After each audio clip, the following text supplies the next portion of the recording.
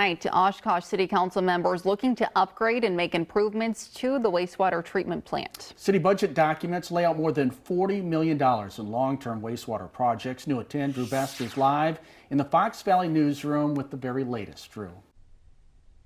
Jason, that meeting is still underway right now as we wait for the council to reach this item on their agenda regarding the city's wastewater upgrades. Council members set to discuss awarding 2 bids and 2 service agreements at tonight's meeting. Of the $40 million on the table, $33.2 million could go towards a Myron construction contract.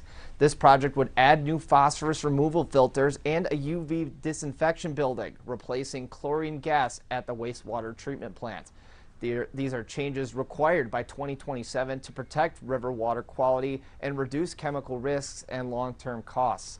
The remaining $7.6 million would go towards electrical upgrades at the plant and the engineering required to complete these projects. And once we learn the council's decision on these upgrades, we'll continue to be the first to alert you both on air and online. Reporting live in the Fox Valley newsroom, Drew Best, Action 2 News.